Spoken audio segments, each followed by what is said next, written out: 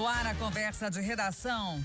Nossa equipe comentando aqui os principais assuntos desta manhã, também com a sua participação, ouvinte da Itatiaia, por meio do WhatsApp do jornalismo, 999967074.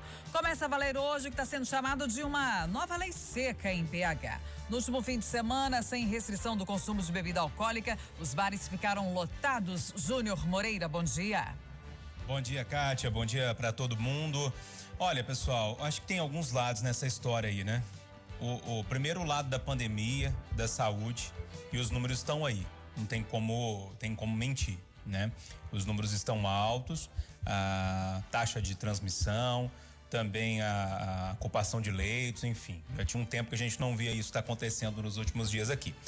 Agora, a pandemia tem outros lados também, essa questão do fechamento. Primeiro, o lado dos donos de bares, né? Que não vão aguentar mais essa pancada na nuca. Muitos, inclusive na reportagem da Itatiaia agora, dizendo que vão fechar, né, os estabelecimentos. E também o lado dos frequentadores, que não ajudaram, né? É só passar perto de algum bar aí à noite que a gente sabe como é que tá, como é que as aglomerações estão se fazendo nesses lugares. E tem também um outro lado, que é o lado da prefeitura, né?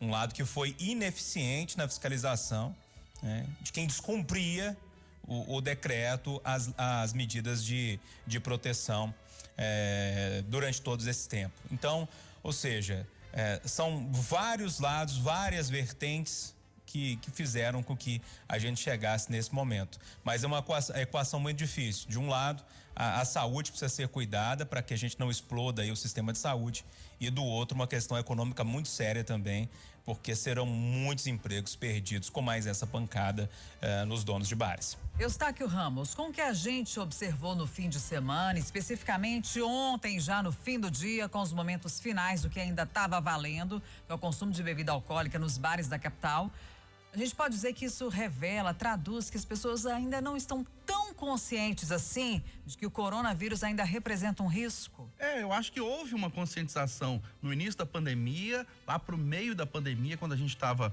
com um número de casos preocupante, e aí as pessoas acabaram houve uma melhora dos números, né? Taxa de transmissão, ocupação de leitos, mortes, né? Menos mortes foram registradas. Aí as pessoas disseram assim, que pensaram o seguinte: a pandemia tá acabando, a situação tá melhorando. Aí houve um relaxamento. Não precisa usar máscara não. Aí você passa em bares, restaurantes, comércio, na rua, na padaria. Não é só bar e restaurante não, tá? Vários estabelecimentos comerciais, transporte coletivo, nas ruas. Você cruza com as pessoas, posto de gasolina. Mas muita gente sem máscara. Houve um relaxamento irresponsável, porque a gente aqui na Itatiaia continuou dando voz para os cientistas, para os especialistas, para os infectologistas, eles dizendo: não vamos baixar a guarda, a pandemia não acabou. E as pessoas, a gente entende o cansaço do isolamento social, estabelecimento comercial fechado, mas, gente, já estamos com 9 meses de pandemia. Já esperamos esse tempo todo, mais 2, 3, 4 meses aí, não vai matar ninguém não. O que mata é a doença. Aí houve um relaxamento muitas vezes irresponsável, as pessoas lotaram bares e restaurantes, bares, restaurantes e outros estabelecimentos, e não respeitaram as normas de segurança. E aí a gente vem nesse momento, agora no início de dezembro, os justos pagando pelos pecadores, porque quem respeitou as normas, quem usou máscara, quem passou álcool em gel, quem evitou aglomeração, vai ficar prejudicado agora, porque vai aumentar o confinamento, estabelecimento comercial fechado, bares e restaurantes fechados, os donos de bares não aguentando mais por conta de irresponsáveis que não seguiram as normas sanitárias, que não deixaram de ser alertadas pela imprensa e pelos especialistas. Aí, qual é a opção? Não tem condição do administrador público, do prefeito, do secretário chegar na rua e puxar a orelha de cada um e falar assim: põe a máscara, evita aglomeração. Aí tem que tomar uma medida global na cidade, que é uma medida radical de fechar estabelecimento, proibir venda de bebida alcoólica, infelizmente. Só fazendo uma ressalva aqui, a comercialização, a venda da bebida alcoólica está autorizada. Então, a gente não pode dizer que os estabelecimentos estão fechados. Não estão fechados, Tem exatamente. uma baixa no movimento. Claro. Exatamente. A pessoa pode comprar a bebida alcoólica e levar para casa. Não pode consumir ali, porque acontece o que o secretário de saúde de Belo Horizonte, Jackson Machado Pinto, e outros especialistas estão dizendo. As pessoas começam a beber umas e outras, tiram a máscara para conversar, começam a ficar mais relaxadas, a contar piada, a rir, falar mais alto, e aí a possibilidade de transmissão aumenta. Gente, mas tem uma história também, né? A pessoa que vai comprar bebida para beber em casa, ela não vai comprar no boteco, é mais caro, né? Vai comprar no supermercado. Então, realmente, o movimento fica muito baixo nos bares. O Pablo de Valadares, participando aqui pelo WhatsApp, dizendo o seguinte: infelizmente falta empatia e falta também educação das pessoas em relação às medidas de proteção. Representantes de empresa de ônibus serão ouvidos pela polícia após o acidente que matou 19 pessoas em João Molevade. O motorista até agora não foi localizado, Júnior. Pois é, Kátia, esse para mim é o grande mistério, né? Sei lá, será que ele tá machucado em algum lugar? Será que ele tá escondido? Será que infelizmente perdeu a vida ali, tá em algum canto que ninguém sabe? A gente não pode afirmar que ele fugiu, né, Júnior? Já não sabe o que aconteceu. Agora, colocando como premissa que ele não se apresentou, segundo testemunhas, ele pulou do ônibus antes do ônibus cair lá embaixo, né? Então a gente acredita que ele esteja bem e realmente fugiu, mas colocando como premissa, não tem como afirmar isso. Ele foi covarde. Se ele fez isso, ele está sendo covarde 2 vezes. Primeiro, por pular do ônibus com o ônibus andando. Se o freio perdeu ali naquele momento, ele teria como tentar fazer alguma coisa e não deixar que esse ônibus caísse lá atrás. Pelo que a gente viu até agora, o ônibus voltou de ré, né? Naquela subida, e ele poderia tentar controlar, feito alguma coisa para que não fosse um acidente tão grave como foi. E se ele fugiu, covarde 2ª vez, né? Porque depois que aconteceu alguma coisa é bom e é preciso que o motorista apareça até para falar realmente o que aconteceu. Mas acredito que a Polícia Civil, de uma forma ou de outra, vai encontrar esse motorista. Agora, tem um lado aí que precisa ser dito, e aqui no Brasil a gente tem deixado muito de lado, das agências reguladoras, das agências fiscalizadoras, nesse caso a ANTT, né? Eu fico até hoje impressionado como que um ônibus com autuação, não podendo rodar, continua rodando sem que ninguém pare esse ônibus, ninguém lacre esse ônibus, arranque os pneus dele, prenda ele num pátio, não sei o que tem que fazer. O fato é que esse ônibus não poderia estar em uma garagem pronto para fazer uma viagem longa como essa de Alagoas até São Paulo, né?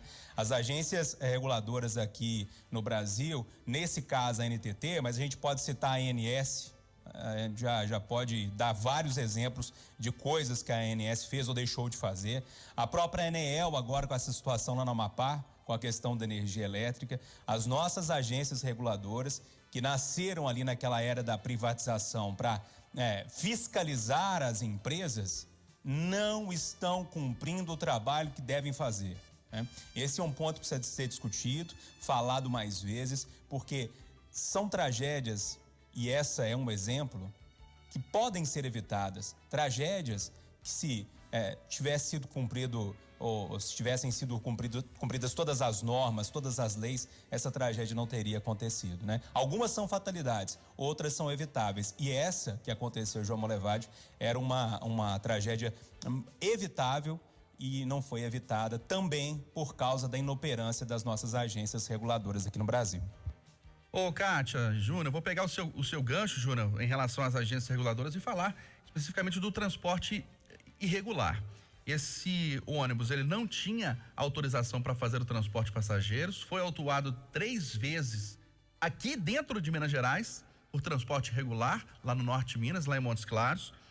E a gente se solidariza, claro, né, com as famílias das vítimas, né, 19 pessoas mortas, outras várias feridas. A gente são pessoas simples, estão buscando visitar familiares, visitar parentes, outras atividades lá em São Paulo, mas a gente não pode deixar de alertar aqui e falar dos perigos do transporte irregular, do transporte clandestino. Há muita gente que diz o seguinte: mas o transporte irregular, as empresas de ônibus que estão aí, as passagens são caras. Gente, e o transporte que não é regular, no caso dessa empresa que não tinha autorização para colocar esse ônibus para rodar, a passagem é mais barata, mas é o barato que sai caro. É o barato que sai caro. Esse acidente não aconteceu na BR-381 porque ela é a rodovia da morte, não. Esse acidente aconteceu porque o ônibus, pelas informações até agora, perdeu os freios por provavelmente falta de manutenção, ele veio freando lá sem usar freio motor a muitos quilômetros e o freio acabou naquele ponto. Ele voltou e desabou lá naquela ponte lá na BR-381. Não foi culpa da estrada, não. Se a estrada fosse duplicada, o ônibus provavelmente teria tido problema no freio também. E ele voltaria e cairia ali na mureta. Um ônibus pesado daquele jeito, derrubaria a mureta e o ônibus cairia lá embaixo e as pessoas iriam morrer. Não foi culpa da estrada, não. Embora, se a estrada fosse duplicada há muitos anos, muitos acidentes poderiam ser evitados. Mas esse especificamente não foi culpa da estrada, não. Foi culpa de defeito no ônibus, pelas informações que temos até agora. Pode ser que se apure outra coisa. Então, nas empresas regulares, que fazem as linhas regulares, né, intermunicipais, interestaduais, você não vê tragédia desse tamanho. Não vê. Você vê acidente, vê morte, sim, mas a tragédia desse tamanho você não vê, não. Por quê? Porque a empresa é fiscalizada pelo poder público, ela tem que passar por... os motoristas têm que passar por reciclagem, por treinamento, os ônibus são... os ônibus têm que passar pela vistoria, eles são... Você não vê falar que um ônibus de uma empresa grande aí, uma Gontijo, por exemplo, perdeu os freios. Você não ouve falar isso. Agora, toda hora você ouve falar que uma empresa que não tem autorização para circular, que está fazendo transporte clandestino, sofreu um acidente, né? Lá em São Paulo também, aquele acidente com 41 mortos, informação também de que a empresa não tinha autorização para fazer o transporte de passageiros. Então, temos que, além disso que o Júnior disse, cobrar das agências reguladoras, cobrar também das autoridades viárias, né? Por que esse ônibus saiu de Alagoas e foi parar aqui em Belo Horizonte, nesta vez, e não foi fiscalizado, desta vez, e não foi multado por transporte irregular de passageiros, né? Então, eu acho que a gente tem que pegar, além dessa cobrança da fiscalização, um cuidado das pessoas ao contratarem serviços que não são regulados pelo poder público, porque é um barato que pode sair caro. O Supremo Tribunal Federal barra a reeleição dos presidentes da Câmara Federal, Rodrigo Maia, e do Senado, Davi Alcolumbre. Bom, está na Constituição, o Júnior destacou isso na semana passada, né, Júnior? Artigo 57 da Constituição. Não é possível, não é permitida a reeleição do presidente da Casa Legislativa, Câmara Federal ou Senado, dentro da mesma legislatura. O Rodrigo Maia foi eleito presidente da Câmara Federal no início dessa legislatura, em 2019, e o Davi Alcolumbre, presidente do Senado, também eleito dentro dessa legislatura em 2019. Se a Constituição, que é a nossa lei máxima, está dizendo que não pode, o placar, na verdade, no Supremo Tribunal Federal não deveria ter sido 6-5, não, deveria ter sido 11-0. Porque se o Supremo Tribunal Federal é o guardião da Constituição, os ministros tinham que seguir o que está na Constituição. A Constituição, no seu artigo 57, diz que não é possível. A gente pode até discordar, mas se a Constituição está dizendo que não é permitida a reeleição dentro da mesma legislatura, Davi Alcolumbre e Rodrigo Maia não podem tentar ser reconduzidos ao cargo. Simples assim. Pois é, seria bem interessante, Júnior, ter a oportunidade de entrevistar o Rodrigo Maia, ele especificamente, porque ele tem planos aí à presidência da República. É isso? Então, o que a gente está considerando aqui que é uma afronta à Constituição, ele tentando ser reconduzido à presidência da Câmara Federal. O que a gente poderia esperar dele como candidato à presidência da República e eventualmente presidente do país? Pois é, mas essa tentativa de golpe, eu acho que precisa ser dado o nome correto. Até conversava com o nosso João Felipe Lolli aí na redação outro dia e a gente falava dessa palavra, né? É uma tentativa de golpe mesmo. E essa tentativa de golpe é por causa do poder. E exatamente por isso que você disse, Kátia. Mais 2 anos à frente da presidência da Câmara, é muito mais holofote, é muito mais muita poder, visibilidade para tentar uma candidatura à presidência da República. Mas outro dia eu estava olhando uma pesquisa, se não me falha a memória, e salvo engano, há uma pesquisa da Big Data, mostrando que ele é muito pouco conhecido pelo Brasil, né?